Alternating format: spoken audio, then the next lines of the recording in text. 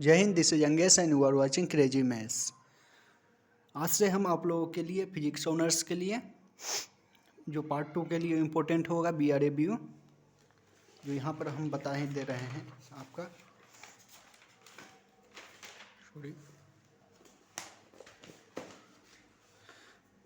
जो इम्पोर्टेंस दिया गया है वो होगा, दिस सब्जेक्ट होगा I will teach you physics. जो फिजिक्स ऑनर्स जो आप लोगों को ऑनर्स के लिए फिजिक्स पढ़ाया जाएगा, जिसमें वो इम्पोर्टेंस होगा जनरल और ऑनर्स दोनों के लिए। जो व्हाट्सएप नंबर है वो नंबर दे दिया गया है, उससे टेलीग्राम भी ज्वाइन कर सकते हैं। हम आपको PDF के और नोट्स के तौर पर, या आपका जो डाउट्स होगा वो कमेंट सेक्शन में दीजिएगा या उस नंबर पे व्हाट्सएप कीजिएगा, हम क्लियर कर देंगे। या स्टडी मटेरियल के लिए यहाँ ये नंबर है 8873204957 पे आप लोग मैसेज कीजिएगा।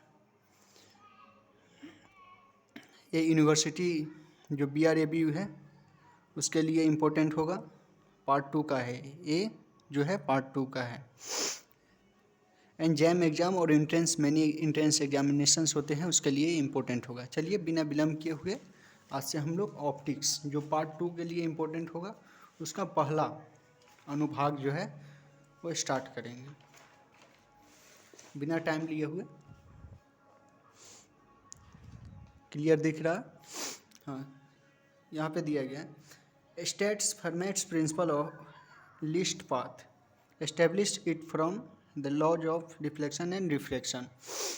फर्मेट्स प्रिंसिपल, ऐसा क्वेश्चन दे दिया रहेगा कि फर्मेट्स प्रिंसिपल को बताएं क्या है और इससे law of reflection and refraction को डिराइव करें। तो चलिए बिना टाइम बिताए हुए बताते हैं फर्मेट्स प्रिंसिपल एक्चुअली में होता क्या है। पहले इंट्रोडक्शन दे देते हैं। This law is given bye Pierre de Fermat इन 1658। ये जो लॉ है ये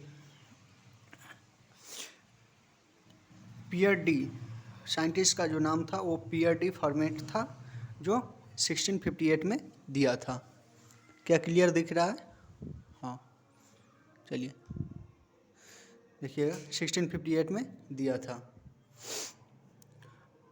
वह एक फ्रेंच मैथमेटिशियन था, बट फिजिक्स का लॉ दिया था।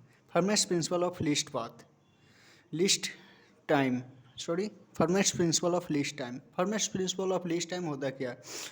यहाँ पर देख रहे हैं आप लोग, लिखा हुआ है ray of light travelling from one point to another by any number of reflections and refractions follows that particular path for which the time taken is the least। जैसे कोई भी लाइट है, आप इसको नोट कर लीजिएगा, दिख रहा है, नोट करते जाइएगा, पॉज करके वीडियो को नोट कीजिएगा। यहाँ समझिएगा, ये लाइट यहाँ से निकला, पॉइंट A से निकल करके पॉइंट B तक जाएगा, ट्रेवल करेगा। तो ये जो पाथ जो फॉलो करेगा, जिस पार्टिकुलर पाथ को फॉलो करेगा, वो पाथ में जो टाइम टेकन होगा वो लीस्ट होगा। क्या होगा? लीस्ट होगा। लीस्ट होगा मतलब मिनिमम होगा, जो मिनिमम टाइम टेकन होगा उसी पाथ को फॉलो करेगा। समझ गए? और आगे दिया गया है in this case light follows rectilinear path. Rectilinear path होता क्या है? रेक्टिलिनियर पाथ कुछ नहीं होता है, ये जो दिस केस है, जो लीस्ट टाइम का जो केस है, इस केस में जो लाइट फॉलो करता है वो रेक्टिलिनियर पाथ को फॉलो करता है। रेक्टिलिनियर मीन्स सीधा पाथ जो होता है, सीधा, एकदम सीधा, ऐसे ऐसे करके ऐसे ऐसे नहीं जाएगा, ये रेक्टिलिनियर पाथ को फॉलो करेगा। तो कोई पूछ देगा formats principle of least time में जो लाइट है वो किस पाथ को फॉलो करता है? रेक्टिलिनियर और तरह का ऑप्शन दे देगा, तो आप बोलिएगा रेक्टिलिनियर पाथ को फॉलो करता है। और समझ गए कि Fermat's principle of least time होता है क्या है। चलिए वीडियो को पॉज करके आप लोग इसको नोट करते जाइएगा, नहीं तो ये नंबर दिया गया है, इस पर कॉन्टेक्ट कीजिएगा, हम PDF आपको सेंड कर देंगे। यहाँ पे आपको, आप देख रहे हैं लिखा हुआ है It was developed to find the path followed by light in the shortest time, so this principle is called the Fermat's principle of least time। ये लॉ जो है ये डेवलप किया गया था कि लाइट के द्वारा जो शॉर्टेस्ट पाथ है ये कुछ नहीं है, ये यही है, शॉर्टेस्ट पाथ है। जो शॉर्टेस्ट पाथ होगा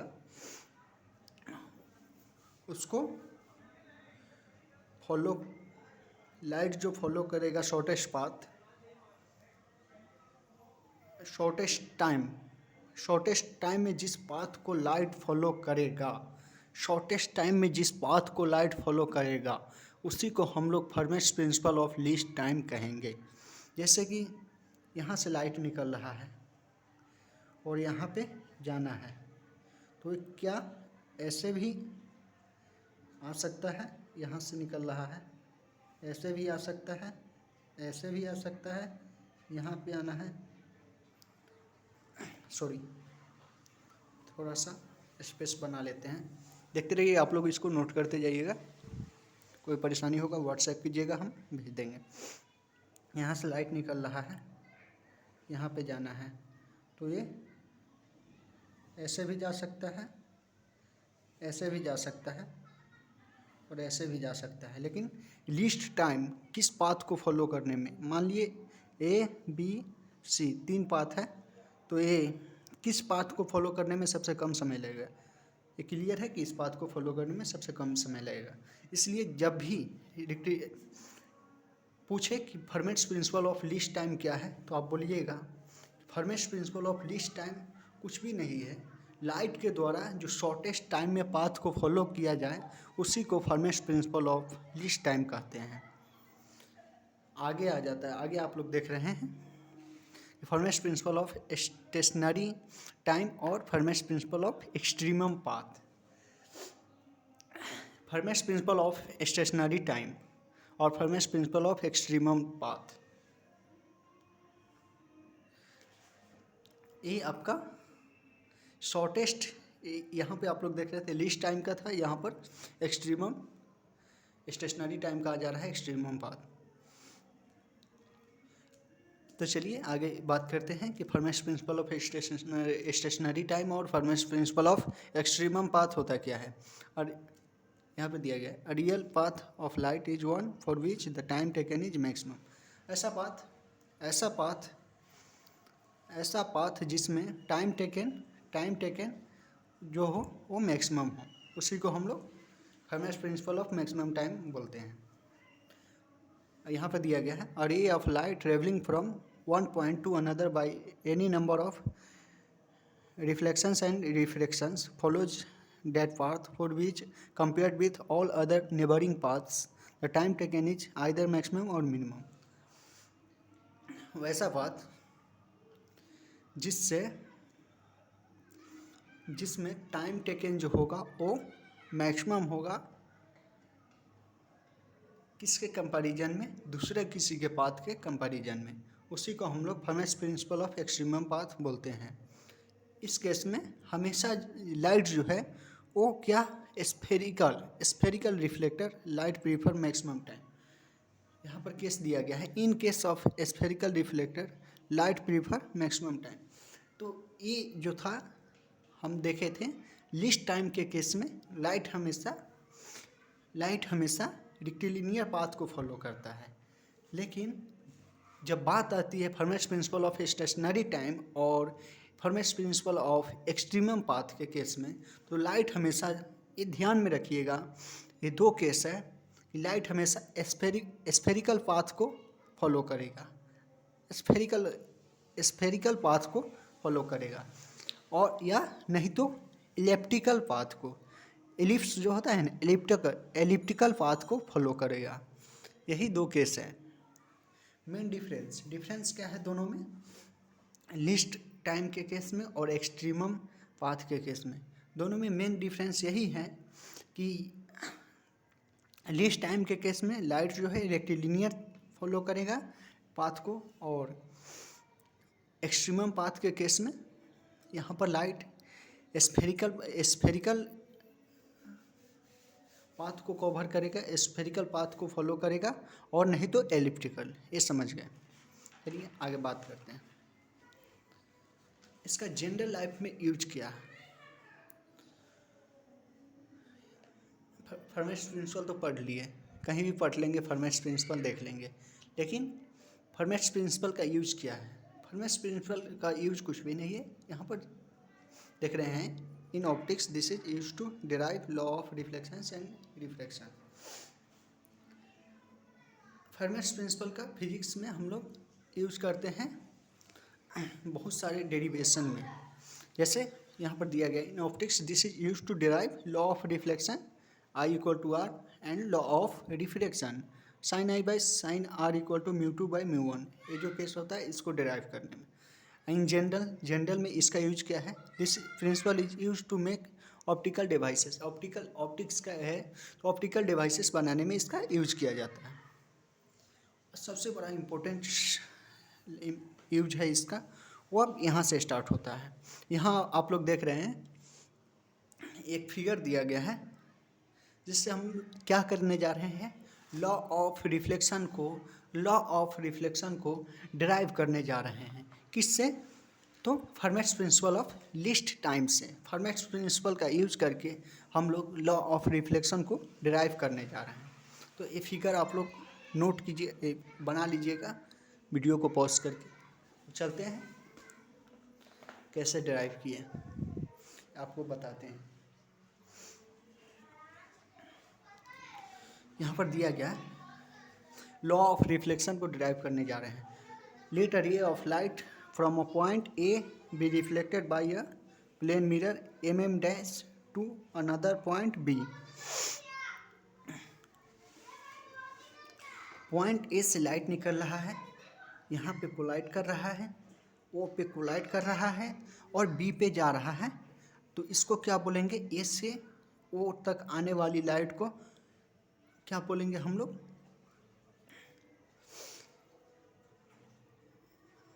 आई। इंसिडेंस और रिफ्लेक्शंस जो दो केस होता है वो हम लोग देखे भी है, पहले भी पढ़े हैं।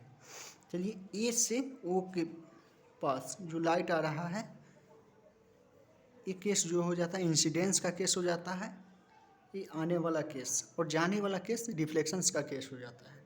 यहाँ पर हम लोग देख रहे हैं कि आई को जो बोलते हैं वो यहाँ पर I the angle of incidence and R the angle of reflection as mentioned in the above figure। यहाँ पर फिगर में मेंशन किया गया है।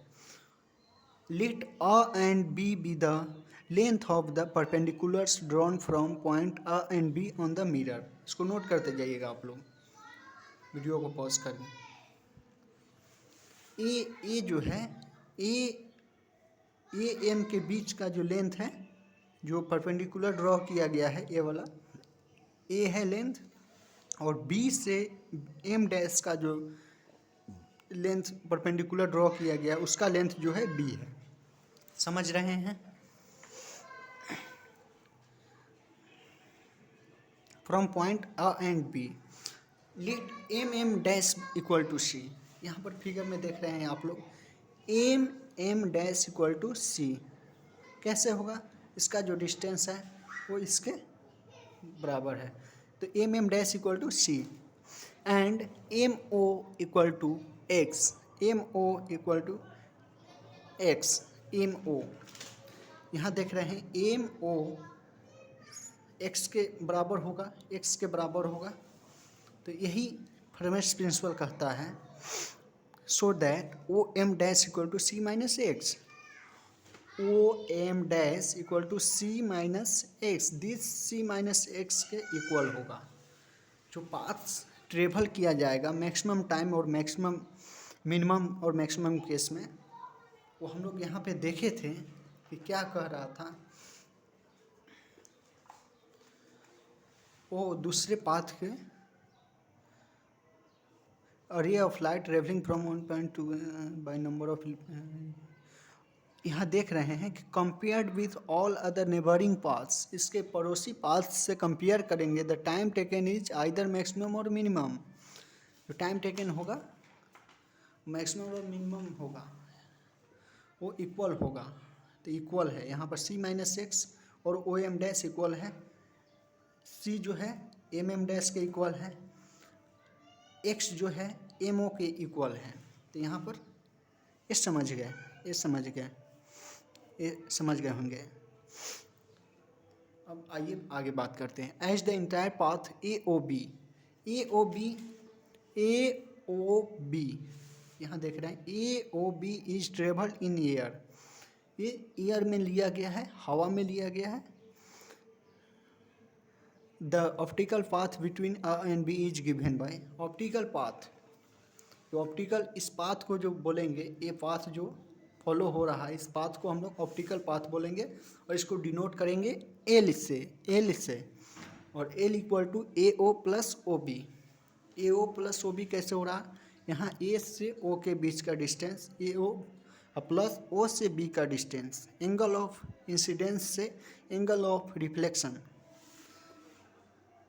को ही हम लोग ऑप्टिकल लेंथ बोलते हैं, ऑप्टिकल पाथ। ये समझ गए कैसे आया। अब हम लोग इसका ए ओ, ए ओ, ए ओ का केस यहाँ पर हम लोग क्लास 10 में पढ़े होंगे। ए ओ, ए ओ बराबर root over A M square plus M O square.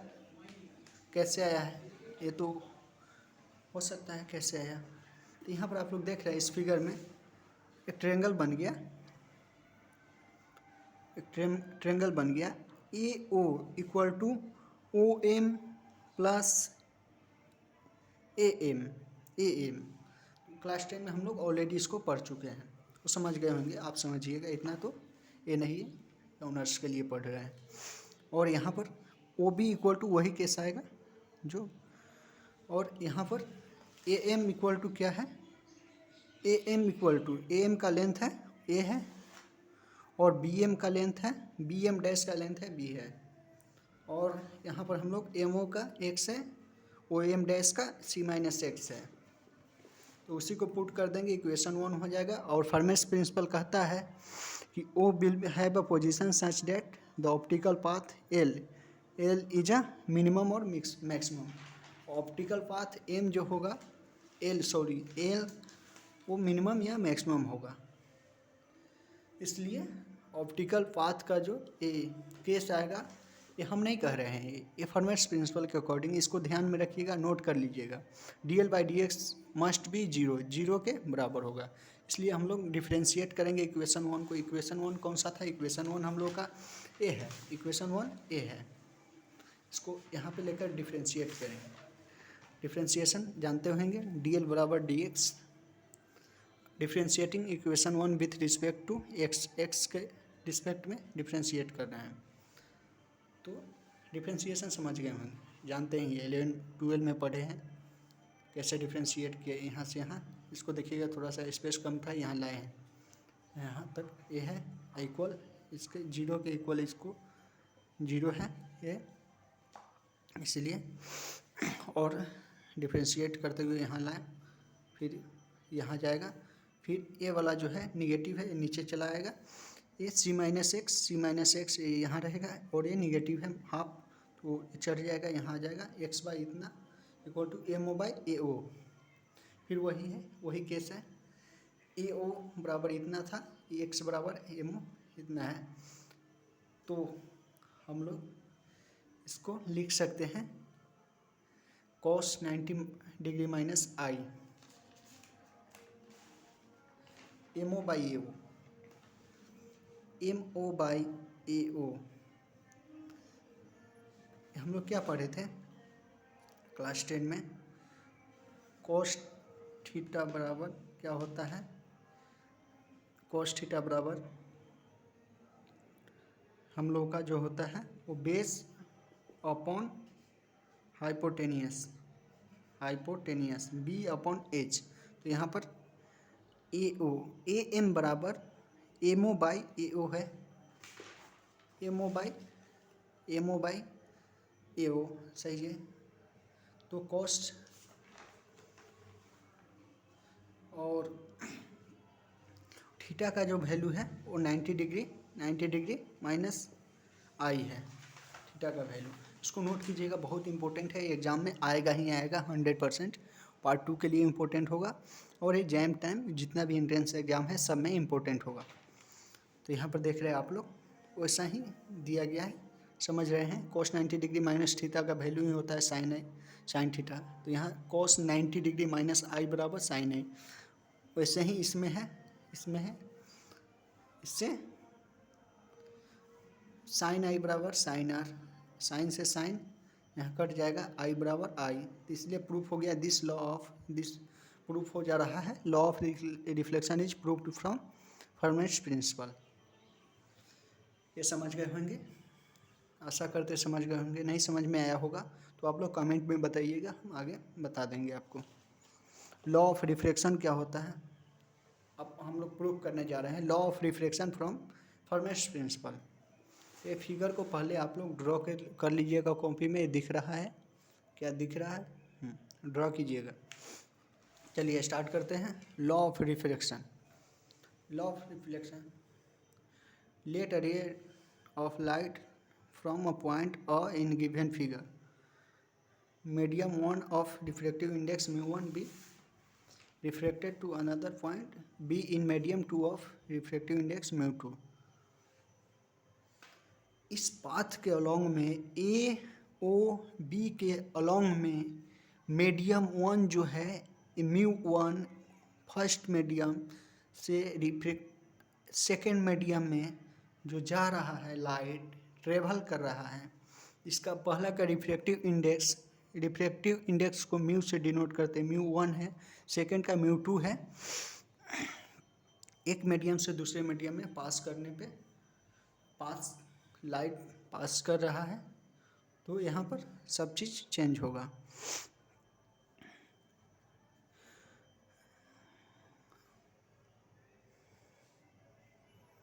यहाँ पर भी वही केस है, ई ओ के ए से जो लाइट इस तरफ आ रहा है, आई वो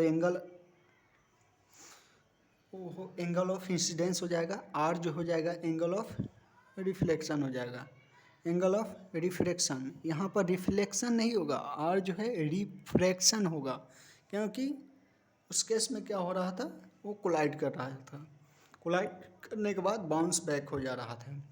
इस केस में मीडियम को पार करके दूसरे मीडियम में चला जा रहा है। तो यहाँ पर let A and B the angle length of perpendiculars drawn from A and B to the plane. A जो है और ए बी है, यहाँ से यहाँ तक एक प्लेन का एक परपेंडिकुलर ड्रॉ किया गया है, इससे इसके बीच में इसका लेंथ है, इसके बीच में इसका लेंथ बी है। तो चलिए आगे देखते हैं, ये सेम केस है, सब में यूज होगा, आगे भी पढ़ाएंगे। एम एम डैश बराबर एम डैश बराबर एम डैश बराबर क्या होगा, हम लोग का सी होगा। कौन सा सी होगा, हम लोग का यहाँ दे रहा है कि एम डैश बराबर क्या होगा, वो सी होगा, किसके इक्वल होगा, वो होगा सी के इक्वल में होगा। उसी के अकॉर्डिंग इसका जो होल लेंथ है वो सी है, उसी के अकॉर्डिंग यहाँ पर छूट रहा है, लिख लीजिएगा आप लोग। यहाँ जो होल लेंथ है वो सी है, सी माइनस एक्स प्लस एक्स का जो लेंथ है वो सी है, कैपिटल सी। एम ओ बराबर एक्स एंड यहाँ पर क्या है, ओ एम डैश बराबर सी माइनस एक्स, जो क्लियर है। The angle of the optical path between A and B is given by, इस केस में ऑप्टिकल पाथ का जो लेंथ होगा, वो μ1 AO, μ1 मीडियम 1 का लेंथ AO प्लस मीडियम 2 का लेंथ BO या OB, μ1 μ2, ये रिफ्रैक्टिव इंडेक्स है मीडियम का, medium first and medium second. तो सेम उसी तरह से यहाँ पर AM प्लस MO, ये क्लास 10 में हम लोग ऑलरेडी पढ़ चुके हैं, ये समझ गए होंगे आप लोग। चलिए बिना टाइम लिए हुए आगे बढ़ते हैं। यहाँ पर दे रहा है वैसे ही सेम है, for this part to be minimum, यदि ये मिनिमम होगा तो dl/dx फॉर्मेस प्रिंसिपल कहता है ये 0 के बराबर होगा। डिफ्रेंशिएट करेंगे WRT with respect to x के रिस्पेक्ट में, तो हम लोग का जो फर्स्ट इक्वेशन था, ये फर्स्ट इक्वेशन है, ये इक्वेशन है, सॉरी ये इक्वेशन है, ये इक्वेशन है। दिस इक्वेशन को हम लोग यदि डिफ्रेंशिएट किए तो this equation will give us, ये वैल्यू देगा। इसको डिफ्रेंशिएट कर रहे हैं तो हम लोग का इतना आएगा ही, ऊपर में आएगा, डायरेक्ट कर दिए, एक स्टेप जंप किया है, ठीक है। तो ये जो स्क्वायर का वैल्यू है ये हाफ हो जाएगा, हाफ यहाँ पे पहले आ जाता है और हाफ -1 तो -हाफ, इसलिए नीचे आ गया। और इस दोनों का डिफ्रेंशिएट किए तो ये तो कांस्टेंट होता है, इसका 2x आ गया, प्लस सेकंड का भी उसी तरह से है, आगे एक्सपेंड किया है, यहाँ तक आया है। फिर इसमें इस केस में उसी तरह से फॉलो कर रहा है, फिर वैसे ही फॉलो करते हुए यहाँ तक आया है। MO/AO क्लास 10 में पढ़े हैं, एकदम उसी को अप्लाई कर देना है यहाँ पे। μ1 sin i = μ2 sin r, sin i/sin r = μ2/μ1 = μ constant. इससे हम लोग का प्रूफ होता है लॉ ऑफ रिफ्रैक्शन। आशा करते हैं कि समझ गए होंगे। चैनल को सब्सक्राइब कीजिएगा, शेयर कीजिएगा और लाइक कीजिएगा, और मिलते हैं नेक्स्ट पार्ट में। ये पार्ट 1 था, तब तक के लिए जय हिंद।